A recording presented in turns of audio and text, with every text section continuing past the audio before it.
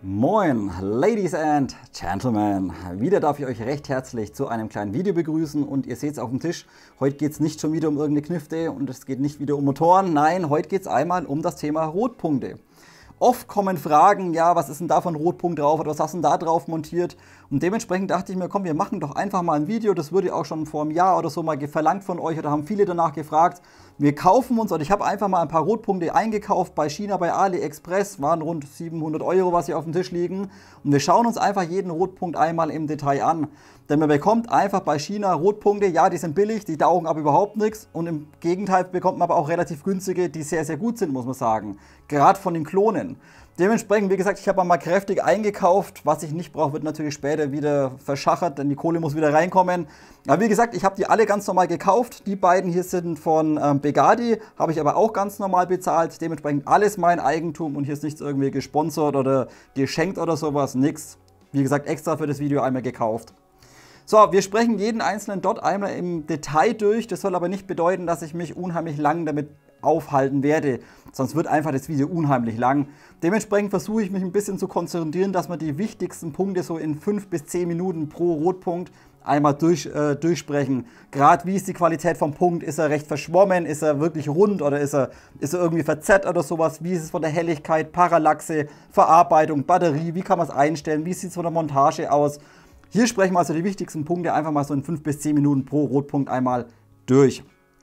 Ebenfalls habe ich versucht, euch das Absehen mit der Kamera so gut wie möglich irgendwie zu filmen. Das ist mir bei dem einen oder anderen nicht ganz perfekt gelungen. Bitte entschuldigt, das ist relativ bescheiden, musste ich feststellen, mit der Kamera ein Absehen zu filmen. Das funktioniert irgendwie nicht so wie gedacht. So, also schauen wir uns die Dinger mal an. Selbstverständlich werde ich euch jeden einzelnen Rotpunkt unten in die Kapitel wieder auflisten. Bedeutet, wenn ihr euch jetzt nur für EOTechs interessiert, dann könnt ihr euch auch nur die 10 Minuten von den EOTechs anschauen. Müsst ihr nicht das ganze Video einmal angucken. Also, schauen wir uns die Dinge an und ich wünsche euch wie immer viel Spaß.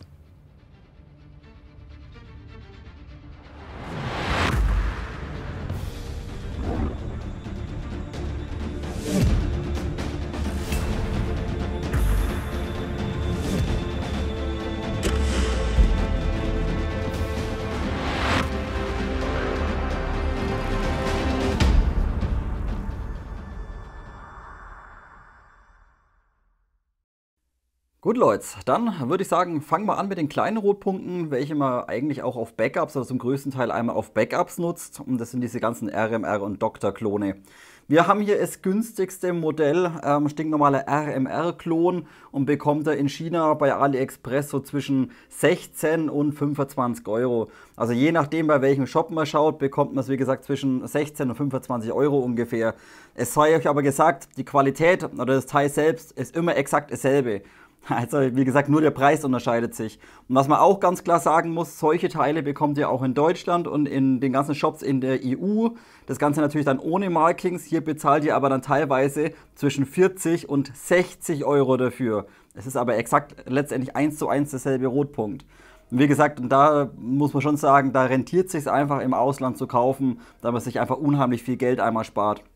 Schauen wir uns das kleine Ding mal an. Wie gesagt, ich habe es mir von AliExpress gekauft. Der Shop war hier einmal Marplon und das Teil hat ca. 4 Wochen gedauert, bis es bei mir war. Preis, wie gesagt, ich habe 16 € dafür bezahlt. Kann aber auch sein, dass es zu dem Zeitpunkt irgendwie im Rabatt oder sowas war. Das ist bei AliExpress, muss man da einfach öfters mal gucken. Ab und zu gibt es mal so eine Rabattwoche oder so. Dann bekommt man es, wie gesagt, sehr, sehr günstig. So, die Markings sind selbstverständlich auch einmal drauf, wie ihr sehen könnt. Also Original-Markings von Trigicon. Da lege ich zwar nicht unbedingt Wert drauf, aber es ist auf jeden Fall alles schön drauf. Sieht auch gut aus, muss man sagen. Was allerdings nicht original ist, sind leider die Maße. Bedeutet, wir haben hier eine Länge zwar von 45 mm und eine Breite von 28 mm.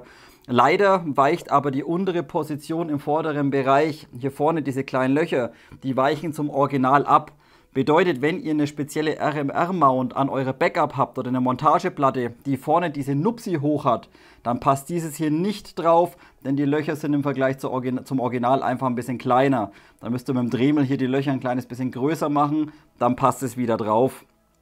So, Batteriebetrieb das Ganze, ganz normal Knopfzelle im unteren Bereich drin, CR2032 und ihr müsst das Ding natürlich einmal demontieren, um die Batterie wechseln zu können.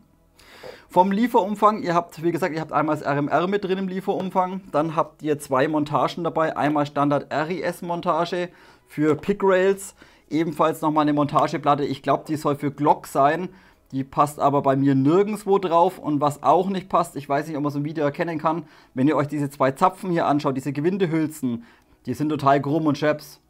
Also ich kann das Ding hier quasi auf diese beiliegende Montageplatte auf gut Deutsch nicht montieren, dass es einfach nicht passt. Wie gesagt, die Dinger sind einfach, diese Gewindehülsen sind einfach total krumm. Dementsprechend kann ich die Platte eigentlich getrost einmal entsorgen. Dann ebenfalls einmal Gummihaube oder Gummiabdeckung ist mit drin. Dann ein, gut, Mikrofasertuch habt ihr meistens dabei, ist logisch. Unterschiedlich lange Schrauben, Inbusschlüssel passende und einmal so ein kleines Kunststofftool zum Einstellen. Das geht aber letztendlich mit einem Centstück oder mit einem Schlitzschraubendreher, funktioniert das auch. Also wenn ihr das Teil verliert, drauf geschissen. So, dann lasst uns mal über diesen Rotpunkt kurz sprechen. Die Bedienung ist letztendlich recht simpel. Ihr habt 5 Helligkeitsstufen. Das Ganze natürlich nur in Rot vom Punkt her einstellbar. Hier vom Schützen aus auf der rechten Seite einmal Minus, vom Schützen aus auf der linken Seite einmal Plus. Und müsst euch quasi einmal durchklicken. Zum Einschalten ebenfalls Plus drücken und wenn das ausschalten wollt, müsst ihr das Ding komplett immer auf 5-mal auf Minus oder sowas drücken, also bis halt der Punkt weg ist, dann ist es aus. Es funktioniert also nicht beide gleichzeitig zu drücken, um es zu deaktivieren oder auszuschalten, nein, ihr müsst halt dann, je nachdem in welcher Stufe ihr seid, eben komplett einmal auf 0 runter und dann ist das Ganze aus. Zum Einstellen Höhe, einmal im oberen Bereich, wie gesagt könnt ihr das Tool nehmen oder Schlitzschraubendreher und dann einmal die Seiteneinstellung seht ihr hier einmal dran. Ebenfalls wie gesagt Schlitzschraubendreher oder ein kleines Centstück. So, vom Punkt selbst her, ich blende euch, wie gesagt, ich blende euch die Aufnahmen ein. Ich schalte es jetzt trotzdem mal ganz kurz ein. Vielleicht kann man ein bisschen was erkennen. Ich glaube es aber eher nicht. Dementsprechend, ich habe extra Aufnahmen gemacht, damit ich euch das zeigen kann. Ja, ich finde nicht mal einen Punkt. So, und hier sind wir schon beim ersten Problem oder beim Hauptproblem von diesem billigen RMR-Klon. Es sieht gut aus, es hat Markings drauf, aber ist so gut wie nicht verwendbar. Wie gesagt, die Aufnahme ist nicht ganz original, das wäre jetzt relativ egal, das bekommt man schnell in den Griff. Was allerdings gravierend ist, ist, dass der Punkt, wenn der Augenabstand zu hoch wird, der Punkt einfach viel zu groß ist und total verschwommen ist. Bedeutet, man muss hier bei diesem Modell oder bei dieser Version recht nah mit dem Auge hin, so circa vielleicht 15 bis 20 cm Augenabstand ist noch in Ordnung. Wenn ihr aber jetzt eine Backup in der Hand habt und beugt oder streckt euren Arm fast schon durch, dann wird der Punkt logischerweise immer größer und dann verliert ihr den unheimlich schnell. Bedeutet das Ding, der Punkt ist dann, keine Ahnung, geschätzt ca. 3 mm groß und sobald ihr ein bisschen mit dem Auge aus der Mitte rauskommt oder die Waffe ein kleines bisschen bewegt, fährt der Punkt sofort raus und ihr findet ihn unheimlich schlecht wieder oder sehr, sehr schwer wieder. Wie gesagt, hier auch von der Parallaxe sehr, sehr schlecht das Ganze leider. Ich habe euch Aufnahmen gemacht, die blende ich euch nebenbei ein bisschen ein. Da könnt ihr sehen, hier war die Kamera aber relativ nah am Objektiv oder am Punkt dran oder an dem RMR dran. Da ist es in Ordnung. Na, wie gesagt, auf einer Backup, wenn es ein bisschen weiter weg ist vom Auge, würde ich dieses definitiv nicht empfehlen. So, was recht schön ist, ist vom Einstellen her, das Ganze läuft hier einmal über Klicks, bedeutet, wenn ihr das Ganze von mir aus mal mit dem Tool hier macht, läuft das Ganze richtig schön sauber einmal über ganz feine Klicks zum Einstellen. Also es lässt sich richtig sauber einstellen, obwohl es eigentlich nichts kostet auf gut Deutsch. Das wäre in Ordnung. Wie gesagt, größter Kritikpunkt meiner Meinung nach ist einfach Parallaxe und dass der Punkt einfach, wenn es zu weit vom Auge weg ist, einfach der Punkt viel zu groß ist und total verschwommen oder einfach blurred ist der Punkt, also nicht wirklich scharf. Dementsprechend würde ich sagen, Pro, Contra, sprechen wir es mal ganz kurz durch. Erstens mal Pro würde ich geben, klar, Einstellbarkeit ist super, Markings sind drauf, ist auch in Ordnung und natürlich sehr, sehr günstig. Wie gesagt, in Deutschland braucht das eh nicht kaufen, da ist das Ding brutal überteuert. Aber in China 16 Euro teilweise oder 20 Euro mit Free Shipping ist in Ordnung. Auch die Verarbeitung, muss man sagen, ist für den Preis ebenfalls in Ordnung. Was man aber hier vielleicht noch ganz kurz direkt noch ansprechen kann, wenn wir uns jetzt dann gleich das nächste anschauen, dass es zum Original doch ein kleines bisschen abweicht. Denn hier sind die Kanten scharf und beim Original sind die Kanten eher abgerundet. Das seht ihr jetzt dann gleich anschließend beim nächsten. So, Pros habe ich nicht mehr. Ich habe noch ein paar Kontras, was dagegen spricht, gegen dieses Produkt. Wie gesagt, der Punkt ist unheimlich blurred, also nicht wirklich scharf, sondern eher verschwommen. Je heller ihr das Ganze stellt, desto schlimmer wird es natürlich. Parallaxe wie Sau, ihr verliert den Punkt, alles ist verschwommen, keine Originalmaße und auch teilweise, wenn da mal von hinten, ich weiß nicht, ob man das vielleicht ein bisschen sehen kann, es reflektiert auch relativ stark. Also wenn ihr da irgendwo eine Lichtquelle habt in der Halle drin oder sowas, reflektiert es doch relativ stark. Dementsprechend preisgünstig, aber auf einer Backup nicht wirklich. Wenn man es jetzt irgendwie auf so einer kleinen 9 mm PDW oder sowas nutzt, wo man einfach mit dem Auge näher am Objektiv dran ist oder an dem Rotpunkt, dann kann man das gerne mal für einen doch sehr günstigen Preis einmal machen, denn dann ist es ebenfalls nutzbar. Dann können wir gleich mit dem zweiten RMR-Klon weitermachen und es ist ein relativ aktueller Klon oder noch neu auf dem Markt und zwar einmal von Holy Warrior, ebenfalls Trijicom RMR-Klon und das Ganze aber nicht in der Aluminium-Version, sondern ganz neu in der Polymer-Nylon-Version. Bedeutet, hier besteht das gesamte Gehäuse nicht aus Aluminium, sondern eben aus Nylon-Kunststoff. Ist sehr, sehr geil und ich finde gerade im Airsoft-Bereich, wo man einfach aufs Gewicht vom Schlitten oder aufs Gewicht vom Verschluss achten muss, wegen der Gaseffizienz, macht es einfach einen riesengroßen Vorteil oder bringt es einfach sehr, sehr viel, wenn die Optik auf dem Verschluss oder auf dem Schlitten so leicht wie möglich ist. Und hier bringt diese RMR-Version aus Kunststoff, bringt gerade einmal mit Knopfzelle 18 Gramm auf die Waage. Die Aluminium-Version liegt hier bei 39 Gramm. Also hier genau die Hälfte eigentlich leichter wie die Alu-Version. Wenn ihr das Ding anfasst, das Ding wiegt echt 0. Und dementsprechend kommt es natürlich auch der Gaseffizienz von eurer Backup zugute. Hier also wie gesagt relativ aktuelle Optik, Holy Warrior RMR Polymer Version. Hier müsst ihr aber ein kleines bisschen aufpassen. Es gibt diese Polymer Version, gibt es ebenfalls als Dummy Version. Passt hier bitte auf, die kostet zwischen 15 und 18 Euro in China aktuell. Müsst ihr aufpassen, ob Dummy dran steht. Die Version, was kein Dummy ist, kostet zwischen 21 und 25 Euro. Also hier ein bisschen aufpassen, nicht, dass ihr euch jetzt einen Dummy kauft und euch wundert, warum das Ding nicht funktioniert. Also hier gesagt, wie gesagt, 21 bis 25 Euro. Ich habe mir das Ganze bei Boom Arms bestellt und nicht bei AliExpress, denn hier möchte ich auch darauf eingehen, auf den doch sehr, sehr schlechten Holy Warrior Shop bei AliExpress. Das werde ich euch später bei den EOTechs auch nochmal ansprechen. Der Shop von Holy Warrior, ich weiß nicht, ob es nur mir so geht, aber ich hatte mit denen bis jetzt nur Probleme.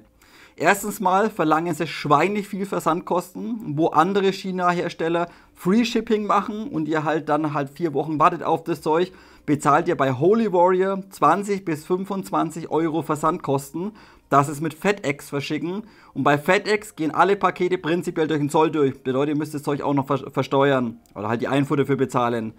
Der nächste Punkt ist, dass es auch schon zweimal vorgekommen ist, dass ich bezahlt hatte und nach 6 Wochen ich zwar eine Shipping-Nummer bekommen habe von denen und das Ding auch bei FedEx angemeldet war, ja, aber nie zu FedEx übergeben wurde. Bedeutet, nach 6 Wochen hatte FedEx noch nicht mal das Paket von Holy Warrior bekommen. Musste also bereits zweimal einen Fall bei AliExpress melden, damit ich mein Geld wieder bekomme, weil es die einfach nicht für nötig halten und nicht auf die Reihe bekommen, ihr Mist zu verschicken. Dementsprechend rate ich davon ab, bei Holy Warrior direkt einmal einzukaufen. Die Produkte sind gut, kauft sie aber am besten nicht direkt bei Holy Warrior.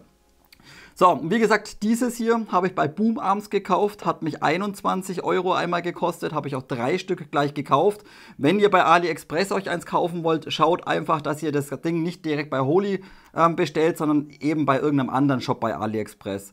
Wenn ihr da mal nach Holy Warrior sucht oder nach Heiligen Krieger, wie es so schön heißt bei AliExpress, da gibt es eben mehrere Shops, die auch Holy Warrior Produkte verkaufen und nicht nur Holy Warrior direkt. Und da bekommt ihr eben die Teile auch her. So, preisgünstig, wie gesagt, auch was sehr schön ist, natürlich Original Markings, die sind hervorragend, richtig sauber, auch wenn es ein Kunststoffgehäuse ist, richtig geil. Wie das Original eben letztendlich auch. Ja, ich kann es euch von oben, von unten zeigen, ne? Ihr wisst Bescheid. Nee, also Markings sind auch komplett original vorhanden und was ebenfalls schön ist bei diesem Holy Warrior, es sind 1:1 exakt die Originalmaße. Bedeutet, ihr habt eine Länge von 45,4 mm, eine Breite von 28,2 mm. Und was ebenfalls zum Original identisch ist, ist der Durchmesser von diesen 2 vorderen Löchern hier. Was eben bei der Aluminium-Version nicht korrekt war. Das passt bei der Holy Warrior-Version, passt es eben perfekt.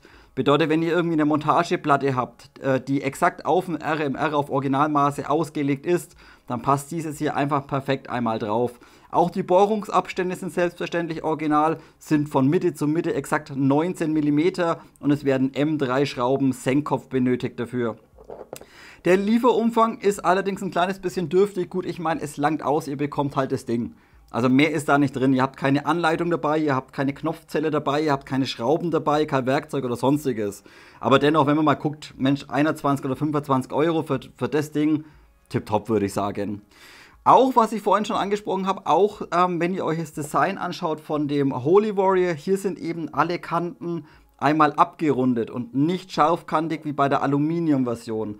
Und wenn man das einfach mal mit dem Original Trijicon vergleicht, sind die Ecken eben ebenfalls abgerundet. Also hier extrem nah einmal am Original.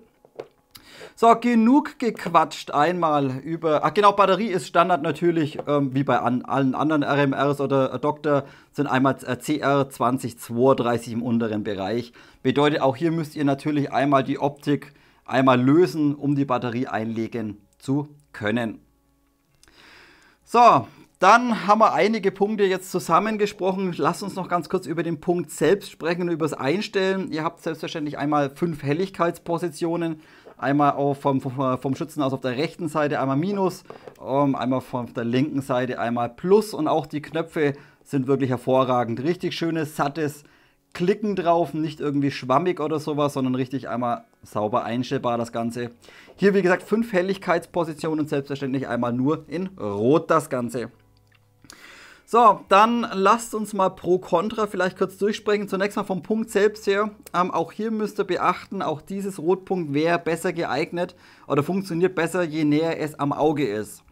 Ist aber dennoch nicht so schlimm wie bei der Aluminium-Version. Bedeutet, auch das funktioniert auf Backups, die ihr einfach relativ weit vorm Auge habt. Funktioniert dieses dennoch, denn der Punkt wird eben nicht gleich irgendwie 4 mm groß, sondern der Punkt bleibt einfach relativ klein. Trotzdem muss man sagen, von der Qualität her oder vom Punkt selbst her ist es auch nicht perfekt. Es ist halt einfach billig, muss man sagen, leider. Der Punkt ist leider nicht komplett scharf, er ist ganz leicht verschwommen und je weiter ihr den Rotpunkt vom Auge wegnehmt, sobald ihr da ein bisschen rausfahrt aus der Mitte, wird der Punkt auch sehr, sehr stark verzerrt. Bedeutet es dann kein Punkt mehr, das ist halt dann ein langgezogenes Ei auf gut Deutsch. Aber wie gesagt, für den Airsoft-Bereich, für das, wo wir schießen, 30, 40 Meter vielleicht, für den Preis finde ich es dennoch in Ordnung. Wenn man da was Hochwertigeres haben will mit Parallaxe-Ausgleich und weiß der Geier was, dann legt er halt mal 200, 300 Euro auf den Tisch. Hier für den Preis, wie gesagt, finde ich es in Ordnung. Contra muss ich sagen, was ich nicht gut finde, wie gesagt, den Holy Warrior Shop würde ich nicht nochmal kaufen. Parallaxe ist auch nicht ganz perfekt und eben, dass der Punkt doch schnell verzerrt, sobald man eben aus der Mitte rausgeht oder sobald man ein bisschen nicht 100% zentriert mit dem Auge ist. Würde ich als Kontrant geben, aber wie gesagt, Preis-Leistung. Mensch, für das Ding, es sieht gut aus, es kostet viel Geld. Wenn ihr da euch irgendwann mal 2 Stück bestellt, ich finde es definitiv in Ordnung. Dann bleiben wir noch kurz bei den Microdots oder Reflex-Dots und zwar einmal ein Klon vom Doktor 3. Ebenfalls dafür ausgelegt, eigentlich auf Backups oder auf Pistolen montiert zu werden und hier leider ein sehr, sehr schlechter Klon, muss man leider sagen. Sehr günstig das Ganze. Viele werden es sich wahrscheinlich kaufen, weil es einfach billig ist. Das ganze Ding kostet auf AliExpress gerade einmal 14 Euro und gibt es zum Beispiel beim Shop Marplon. Im Lieferumfang enthalten habt ihr letztendlich einmal euer Doktor, dann habt ihr die Abdeckung oben drüber, die braucht ihr auch und ebenfalls einmal eine Montageplatte für Pick-Rail.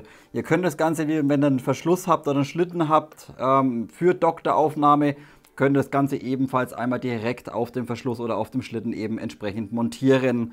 Hier natürlich beachten, Doktor, andere Bohrungsabstände wie ein RMR von Trijicon. Bedeutet, hier habt ihr Mitte zu Mitte einmal 14 mm und beim Doktor werden M4 Schrauben benötigt, keine M3 Schrauben.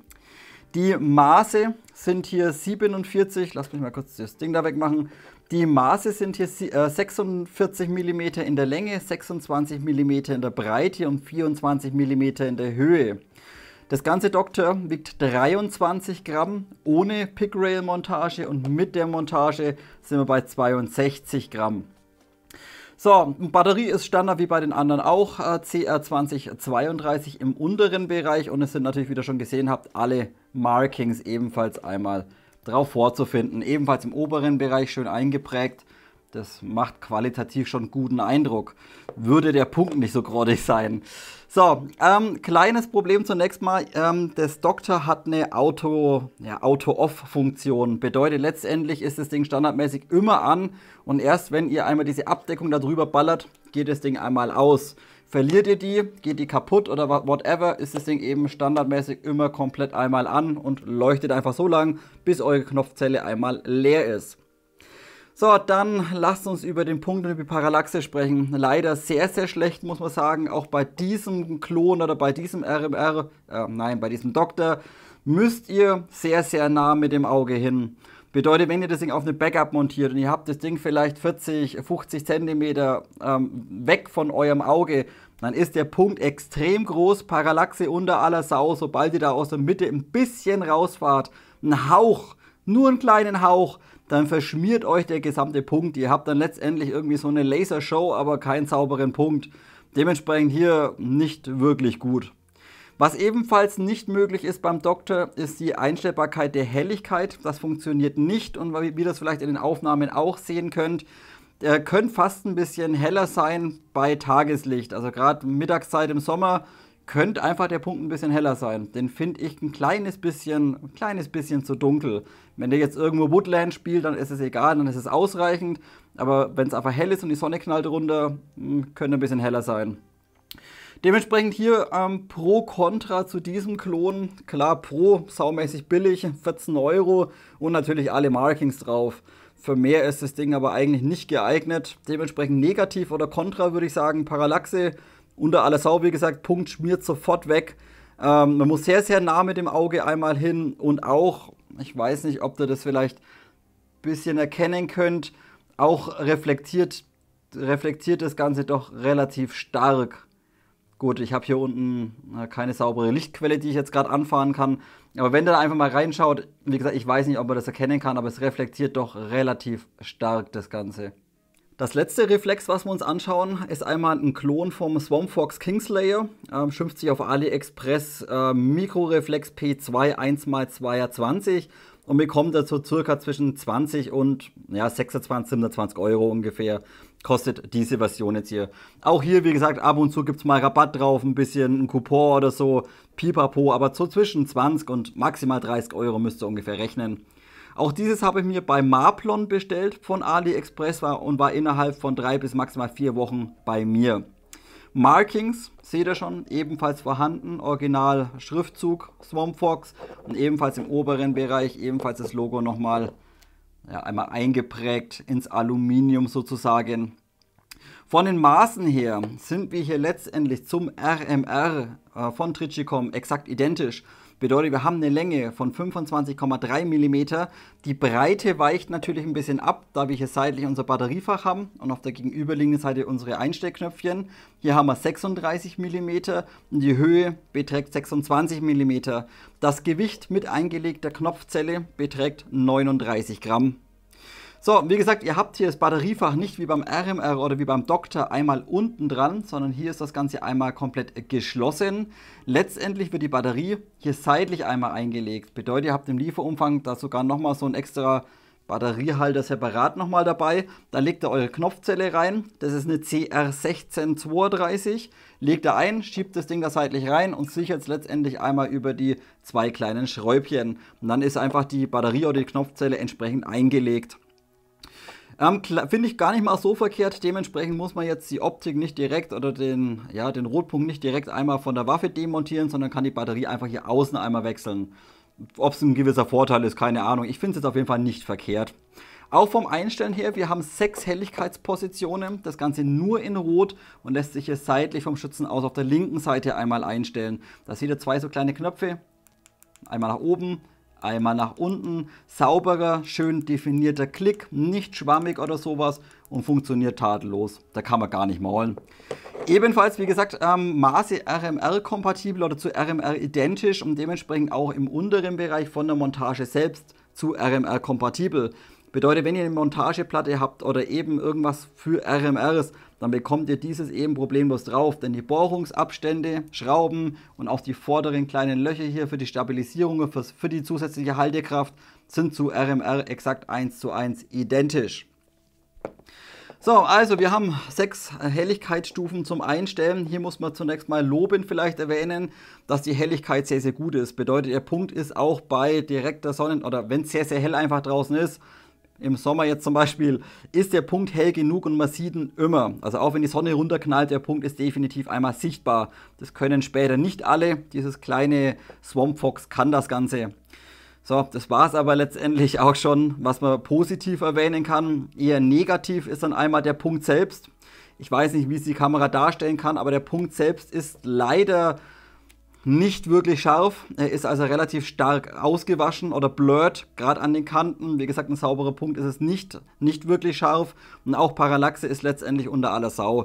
Bedeutet, wenn ihr das Ding irgendwo auf eurer Backup drauf habt und ihr geht mit dem Auge einen halben Millimeter, einen Millimeter links, bisschen rechts, das Ding ist sowas von unbrauchbar, denn der Punkt, der verschwimmt euch sofort, wird verzerrt, zieht sich in die Länge. Da habt ihr keinen Punkt mehr, sondern das ist letztendlich eine Lasershow auf gut Deutsch. So, ebenfalls, wir haben keine Auto-Off-Funktion, bedeutet, wenn das Ding an ist und ihr ballert da die Abdeckung drauf, diese Gummiabdeckung, was im Lieferumfang dabei ist, dann bleibt das Ding an. Ihr müsst also das nach dem Spiel jedes Mal komplett einmal auf 0 runterdrücken, bis es einmal aus ist. Von der Qualität selbst her muss man sagen, es ist in Ordnung, es ist Aluminium, es macht einen robusten Eindruck. Allerdings, was ein bisschen dämlich aussieht oder schlecht aussieht, ich versuche es euch so mal zu zeigen. Die Scheibe hier ist einmal mit Heißkleber eingeklebt und es sieht ziemlich bescheiden aus, muss ich sagen. Also gut, der ist preisbezogen eventuell, aber andere haben das nicht. Kann man kritisieren, weiß ich nicht. So, Pro Contra zu diesem Swamp Fox Kingslayer Klon. Pro, Knopfzelle seitlich einlegen, finde ich gar nicht so verkehrt. Die Helligkeit ist ebenfalls sehr, sehr gut. Und es ist ebenfalls mit 20 bis maximal 25 Euro mit Free Shipping auch relativ günstig, muss man sagen. Contra, der Punkt nicht wirklich scharf, sondern eher verschwommen, Parallaxe wie Sau und eben der Kleber, der sichtbar ist, würde ich ebenfalls einmal als negativ bewerten. Machen wir weiter mit den Rotpunkten, die eher dann für Langwaffen oder PDWs einmal geeignet sind. Und da beginnen wir zunächst mal beim X-Force XFR 01. So, das Ganze ist letztendlich angelegt vom Design her einmal am Sig Sauer Romeo 4, also ähnlich dem Romeo 4 letztendlich. Gibt es bei Bugatti und kostet zwischen 80 und 90 Euro, je nach Montage, welche man haben möchte. Markings haben wir selbstverständlich keine. Gut, natürlich, wir haben hier X-Force draufstehen, aber natürlich kein Sig Sauer oder sowas. Dementsprechend können wir Markings letztendlich einmal ignorieren. Die Maße, wir haben hier, lasst mich mal so rum hier drin vielleicht. Wir haben hier im oberen Bereich oder eine Gesamtlänge von 69 mm, eine Gesamtbreite inklusive Batteriefach von 40 mm und eine Gesamthöhe mit Einstellturm hier oben von 64 mm. Das Gewicht mit der High Mount oder mit der hohen Montage beträgt 170 Gramm, also noch relativ leicht, muss man sagen. So, was haben wir noch? Kleine Besonderheit beim X-Force. Ihr seht hier oben, dass das Ding ebenfalls solche, ich weiß jetzt nicht genau, ob das wirklich Solar ist. Ich kann es mir eigentlich nicht wirklich vorstellen. Ihr habt auf jeden Fall hier so eine Art Lichtsammler, nenne ich es jetzt einfach mal. Ihr müsst also für das X-Force nicht unbedingt eine Batterie einlegen. Natürlich, ihr habt hier seitlich einmal euer Batteriefach, könnt ihr aufschrauben, passt eine CR2032 Knopfzelle einmal rein. Hier nur aufpassen, es ist ein ultra feines Gewinde zum Batterie einlegen. Da müsst ihr wirklich aufpassen, dass es wieder gerade ansetzt und aufschraubt. Wenn ihr das ein kleines bisschen verkantet und gnellt, macht ihr sofort das Gewinde kaputt. Das ist, wie gesagt, das ist ein ultra feines Gewinde da unten drunter. So, nochmal zurückzukommen, kleiner Vorteil, wie gesagt, ihr braucht nicht unbedingt eine Batterie da innen drin.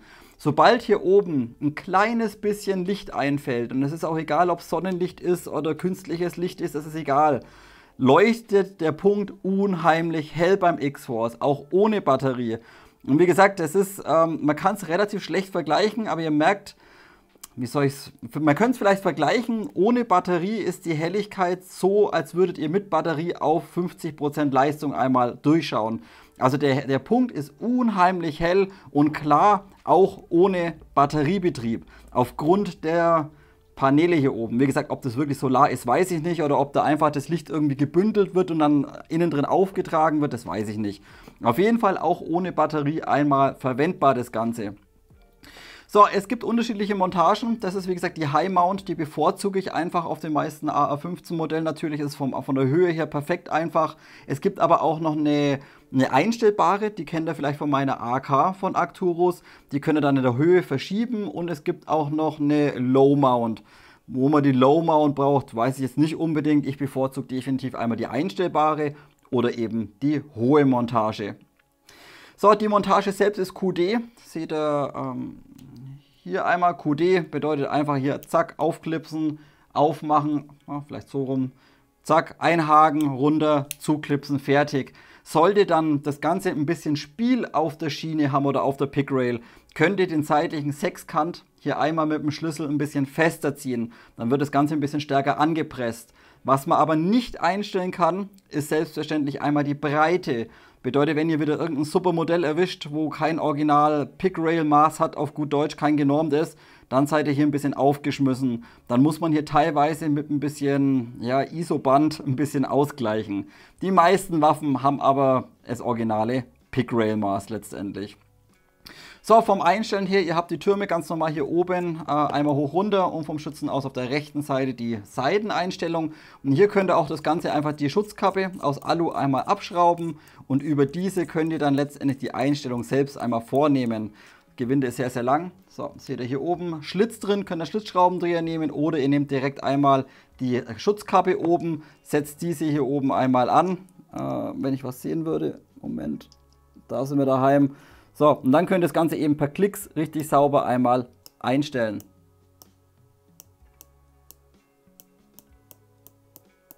Also hier von der Einstellung her ist hervorragend, auch von der Qualität muss man sagen, ist tipptopp. Also da kann man gar nicht maulen. So, vom Absehen oder vom Punkt selbst müssen wir auch noch kurz ein bisschen drüber quatschen. Zunächst mal der eine Punkt, was ihr beachten solltet. Ich weiß nicht, ob man es im Video einigermaßen sehen kann, aber das X-Force dunkelt ein kleines bisschen ab.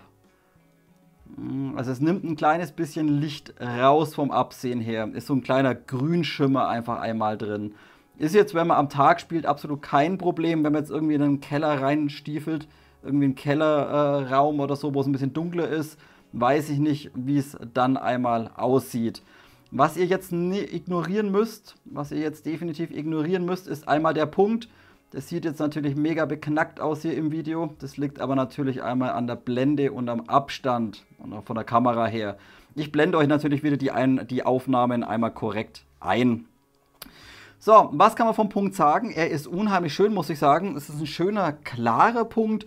Vielleicht auch nicht natürlich vergleichbar mit einem Original Holosun oder mit Original T1 oder sowas. Nein, das nicht. Aber für den Preis finde ich den Punkt wirklich sehr, sehr gut. Schön klar das Ganze.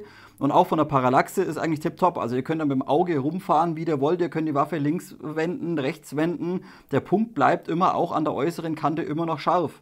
Also auch von der Randschärfe muss man sagen, vom Punkt her, Parallaxe, würde ich definitiv tipptopp sagen. Einen kleinen Punkt muss man noch beachten, der vielleicht nicht so ganz perfekt ist. Und zwar, wenn ihr das später mit der Batterie betreibt und die maximale Helligkeit einmal einstellt, dann strahlt das Gehäuse ein kleines bisschen ab. Bedeutet, ihr habt dann nicht nur euren roten Punkt in der Mitte, sondern ihr nehmt dann auch im äußeren Bereich des Gehäuse innen drin, wird ebenfalls ein ganz kleines bisschen rot angeleuchtet. Das sieht man einfach ein kleines bisschen. Dementsprechend Pro Contra einmal zum X-Force XFR. Pro definitiv Qualität, komplett Alu, hervorragend, kann man nicht maulen. Auch ohne Batterie, wie gesagt, sobald ein bisschen Licht da oben reinfällt, leuchtet der Punkt unheimlich hell. Auch ohne Batterie gebe ich einen Pluspunkt. Parallaxe hervorragend und der Punkt schön scharf und klar, gebe ich ebenfalls einen Pluspunkt. Contra, sehr teuer muss man sagen, 80 bis 90 Euro ist eine Ansage für so einen Rotpunkt, gerade im Airsoft-Bereich vielleicht. Ein bisschen teuer, dann er dunkelt ein kleines bisschen ab, würde ich vielleicht noch als Contra aufnehmen. Und das Gewinde fürs Batteriefach ist unheimlich empfindlich. Also da muss man wirklich sauber ansetzen, wie gesagt, beim Zusammenschrauben. Wenn ihr das ein bisschen verkantet und gnält, reißt ihr sofort die ersten Gewindegänge kaputt. Dementsprechend hier eben 3 Kontra- oder 3 Negativpunkte zum X-Force XFR 01. Dann schauen wir uns aus der Serie gleich das zweite an, was ich da habe. Das habe ich mir auch vor kurzem erst gekauft, ich glaube 2-3 Monate oder sowas. Das ist ein Bugatti Solar Power Generation 2 und kostet ebenfalls satte 70 Euro. Also auch hier ein kleines bisschen hochpreisiger, dieses Modell oder dieser Rotpunkt. So, ebenfalls ähnlich wie es XFR gerade eben ist auch dieses Rotpunkt ohne Batterie zu benutzen, denn auch dieses hat hier oben eben ja so eine Paneele, auch hier weiß ich nicht, ob es wirklich Solar ist oder whatever. Auf jeden Fall wird auch hier der Punkt projiziert, auch wenn keine Batterie eingelegt ist. Hier muss man aber zunächst mal sagen, dass die Helligkeit ohne Batterie deutlich zum XFR oder zum X-Force einmal abweicht. Bedeutet, wo ihr beim XFR1 ohne Batterie einen wunderschönen, klaren und deutlich hellen Punkt habt, ist er bei diesem Solar Power deutlich dunkler, ca. 50% dunkler. Also da liefert das XFR einen deutlich schöneren Punkt oder deutlich mehr Helligkeit ohne Batteriebetrieb. Von den Maßen sind wir relativ identisch. Wir haben hier eine Länge von 67 mm, eine Breite von 40 mm und eine Gesamthöhe bis zum Einstellturm hinten hoch von 77 mm. Das Gewicht liegt mit Knopfzelle und Montage bei 163 Gramm. So, Batterie beim XFR1 oder beim X-Force haben wir es hier seitlich noch eingelegt. Bei diesem Solar Power ist die Knopfzelle im unteren Bereich drin montiert. Bedeutet, ihr sitzt hier unten drin im Gehäuse. Vielleicht kann man es hier ein bisschen schöner zeigen. Hier unten drin sitzt die. Bedeutet, wenn ihr hier die Knopfzelle wechseln wollt oder wenn es leer ist, dann müsst ihr hier unten drin alle 4 Kreuzschrauben Senkkopf einmal rausballern, damit ihr an die Batterie hinkommt oder an die Knopfzelle. Finde ich jetzt nicht ganz perfekt. Da gefällt mir das XFR oder das X-Force deutlich besser, muss man sagen.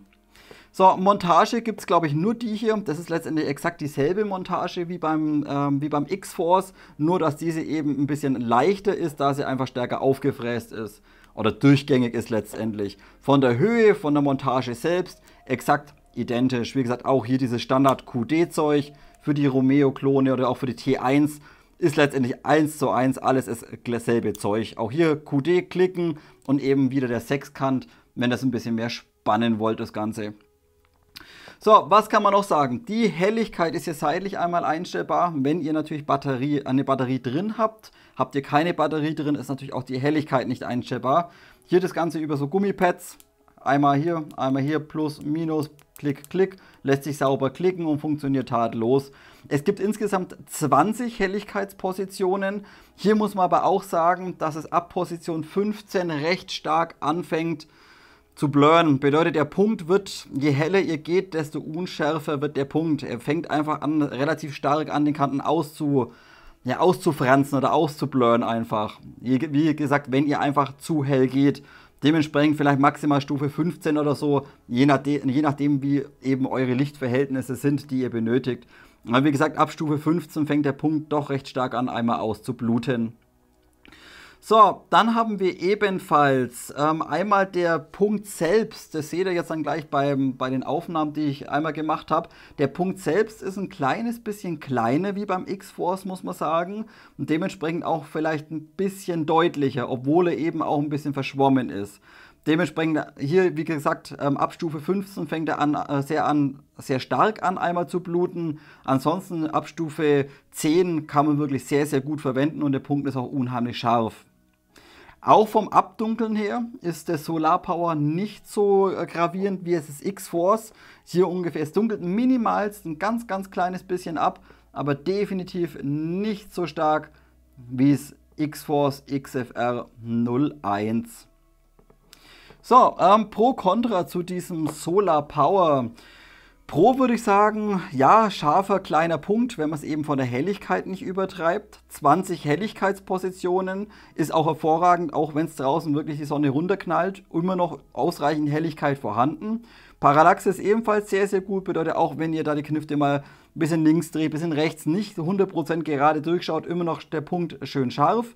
Qualität ist in Ordnung und auch diese Paneele oder der Betrieb ohne Batterie, dass es funktioniert, würde ich ebenfalls als Pro einmal bewerten. Auch, wie gesagt, auch wenn es nicht ganz so gut ist wie beim X-Force. Negativ bei dem Modell oder bei dieser Optik ist einmal Batterie im unteren Bereich eingelegt. Gefällt mir einfach nicht ganz so gut.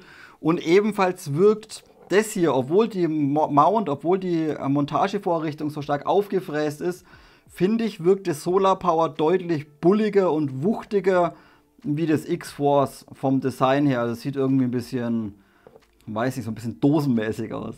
Gut, Optik ist Geschmackssache. Wie gesagt, ich finde es ein bisschen klobig. Also es wirkt einfach ein bisschen klobig. Es ist nicht klobig, aber es wirkt einfach ein bisschen klobig. Unser nächster Rotpunkt ist dann ein Klon vom Vortex Racer UH1 in der ersten Generation. Ebenfalls dieses habe ich mir bei AliExpress gekauft. Händler ist einmal Pop Tactical und die Kosten betragen aktuell zwischen 60 und 80 Euro. Versandzeit wie üblich wie bei Ali 3 bis 4 Wochen. So, Markings, ja, aber hallo, bitte. Sämtliche Original-Markings einmal drauf auf dem Ding. Vortex-Logos, sehr schön UH1, so gefällt mir das, auch im oberen Bereich. Dementsprechend alle Original-Markings einmal drauf auf dem Ding.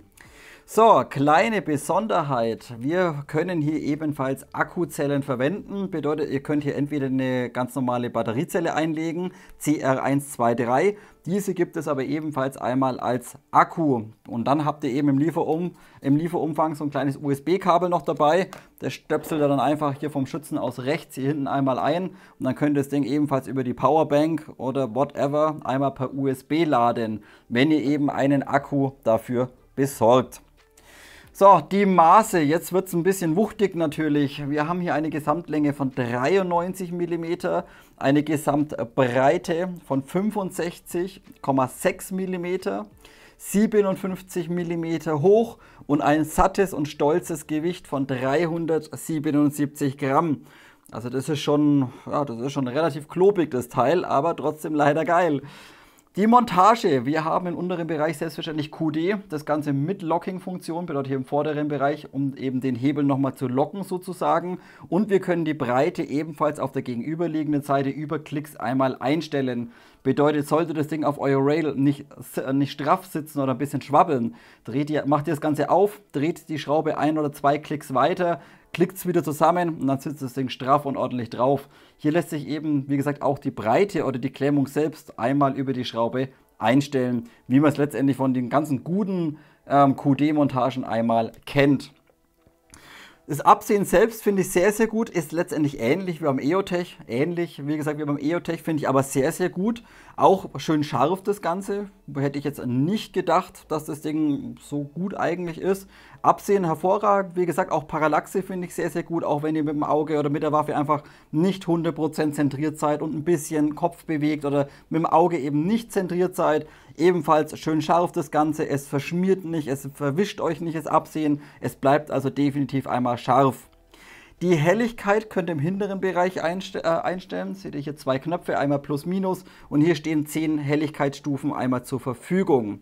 Auch die Helligkeit an sich ist locker ausreichend, auch wenn die Sonne runterknallt, was das Zeug hält. Das Ding ist immer noch hell genug und es geht nicht verloren im Sichtfeld. So, dann ein kleiner Punkt. Wir haben leichte, ganz, ganz leichte Reflexionen drin. Ich weiß immer nicht, wie man das mit der Kamera einfangen kann, aber vielleicht können wir es ein bisschen sehen. So ganz, ganz, ganz, ganz leichte Reflexionen. Das ist zwar jetzt hier im Kellerraum ein bisschen schlimmer wie in der freien Wildbahn. Also in der freien Wildbahn sind die Reflexionen nicht ganz so krass. Hier unten ist halt sehr viel Lampen und Leuchten. Aber dennoch ein ganz, ganz kleines bisschen Reflexionen sind dennoch wahrnehmbar. So, dann haben wir eine Auto-Shut-Off-Funktion. Bedeutet, wenn ihr 2 Stunden lang da nichts rumdrückt oder nichts einstellt, geht das Ding automatisch einmal aus. Die 2 Stunden finde ich fast ein bisschen knapp. Das hätten sie auch auf 4 Stunden machen können. Da hätten wir halt in der Mittagspause oder im Spawn mal kurz Plus Minus gedrückt. Da muss man halt ein kleines bisschen dran denken, damit das Ding eben nach 2 Stunden automatisch einmal ausgeht. Das Sichtfeld finde ich sehr gut. Ebenfalls ähnlich wie, gut, nicht ganz so groß vielleicht wie beim LCO. Vielleicht vergleichbar mit einem EO. Was man aber definitiv sagen muss, das Sichtfeld ist schön groß, aber das Gehäuse selbst nimmt doch ein kleines bisschen mehr vom Sichtfeld weg. Also es ist einfach ein kleines bisschen bulliger von den Rändern her, wenn man das Ganze einfach nutzt. Wie gesagt, ähnlich wie beim EO, da habt ihr auch ein fettes Gehäuse außenrum, ist hier bei dem UH1 letztendlich genauso. Kann man eigentlich dementsprechend einmal vergleichen. So, dann haben wir einmal unsere Knöpfe, habe ich ja schon gesagt, gute Knöpfe im hinteren Bereich. Hier lässt sich sauber drücken, richtig ordentliches Klicken, schön tief auch, nicht irgendwie so schwammig oder so, richtig schönes, deutliches Klicken einmal drin an dem Ding. Gut, dann würde ich auch sagen, machen wir gleich Pro Contra zu diesem Vortex Racer UH1 Klon.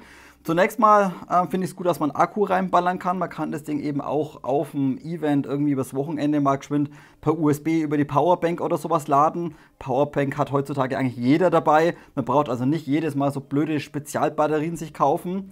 Der nächste Pluspunkt ist die Optik und die Markings. Ich finde einfach, dieses UH1 ist einfach mal ein bisschen was anderes. Und ihr habt es vielleicht hinten schon gesehen, auf der MCX zum Beispiel macht sich das Ding schon einfach unheimlich geil. Daher aber Optik immer Geschmackssache ist, lassen wir es mal dabei stehen. Also ich finde es, wie gesagt, ich finde es einfach geil. Es sieht mal ein bisschen nach was anderem aus. Die Montage ist unten sehr gut. QD-Montage komplett einmal einstellbar, ebenfalls gelockt im vorderen Bereich. Ebenfalls das Absehen selbst finde ich sehr schön, schön scharf das Ganze.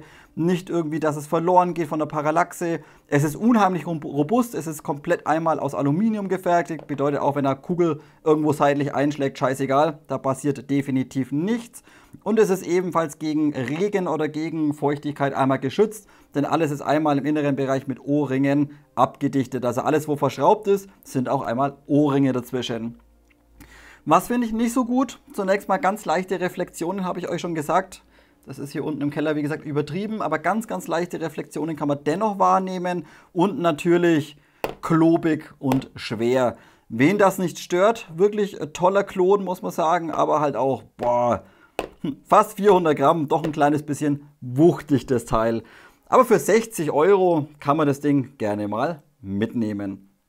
Wo wir gerade mit dem UH1 eine recht moderne Optik hatten, schauen wir uns jetzt eher mal was Klassisches an. Und zwar hier ein Klon vom Aimpoint Comp M2. Diese Optik bekommt ihr bei AliExpress aktuell für günstige 20 bis maximal 35 €. Auch die habe ich mir extra für das Video einmal gekauft. Shop war einmal Foley Optics bei AliExpress und die Versandzeit betrug 3 Wochen. Markings, wie gesagt, das Ganze kommt zwar aus dem Hause Aimpoint, aber auch hier aus China keine Aimpoint-Logos oder kein Aimpoint-Schriftzug einmal angebracht drauf. Hier dementsprechend komplett blank die gesamte Optik. So, von den Maßen, wir haben hier eine Gesamtlänge von 137 mm, einen Durchmesser von 38 mm, komplett rüberwärts und eine Höhe, komplett bis ganz oben, bis zum Turm, von 78 mm. Das Gewicht beträgt 310 Gramm. Ihr seht, hier sind diese blöden Zielscheiben hier mit dran, die Flip-Ups. Wenn euch die auf den Zeiger gehen, die könnt ihr auch einfach einmal abnehmen. Wie gesagt, die sind nicht irgendwie fest montiert, könnt ihr einfach abziehen, denn die Dinger, die nerven teilweise schon unheimlich. So, das Ganze wird mit kleinen Knopfzellen betrieben und zwar hier oben drin im vorderen Bereich und zwar 3 kleine LR44. Die sind relativ bescheiden zum Einlegen, denn das Batteriefach ist deutlich größer vom Durchmesser wie die Knopfzelle selbst. Also die müsst ihr schauen, dass ihr sie wirklich schön stapelt und sauber reinlegt. Ansonsten fällt die untere immer über die Feder drüber und dann ist er da unten drin verkantet. Dementsprechend beim Einlegen der Knopfzellen eben ein kleines bisschen aufpassen. Von der Montage haben wir Standard Pick Rail, das Ganze über eine Mutter oder über eine Schraube einstellbar und hier nichts irgendwie angleichbar vom Druck oder vom Zug her. Hat aber bis jetzt bei jeder Knifte, wo ich es drauf hatte, hervorragend einmal gehalten. Also nicht irgendwie rumgeschwabbelt oder sowas. So, von den Einstellungen her, wir haben vom Punkt selbst 2 Farben, einmal rot, einmal grün und jede Farbe in 5 Positionen. Hier hinten einmal überdrehen, einstellbar. Ebenfalls seht ihr, dass ihr das hier hinten direkt einmal ausschalten könnt bei jeder Zwischenstufe. So, zum Einstellen selbst, ein bisschen fummelig muss ich sagen. Da müsst ihr hier oben, das Ganze wird hier über so ein, ja, wie man es halt kennt, über diesen Gummilappen einmal gehalten, damit ihr die Kappen nicht verliert, die Schutzkappen. Müsst ihr einmal die Kappen komplett runterballern, sehr langes Gewinde und dann das Ganze mit dem Schlitzschraubendreher einmal einstellen hier oben. Das Ganze funktioniert dann letztendlich tadellos über Klicks, aber wie gesagt, dann das Schrauben und das wieder gerade aufsetzen, das ist immer ein bisschen fummelig, da halt doch ein bisschen Spannung auf diesen Riemen hier drauf kommt. So, hey, ich habe sogar aufs erste Mal getroffen, sehr gut. So, dann, wie gesagt, einstellen lässt sich sehr, sehr gut. Da kann man gar nicht maulen. Und auch vom Punkt her ist es wirklich für so eine günstige Optik eigentlich hervorragend.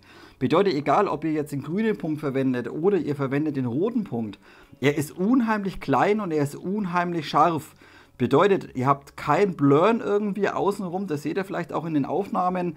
Das ist von der Qualität echt nicht schlecht, muss man sagen. Also schöner, kleiner, deutlicher und scharfer Punkt.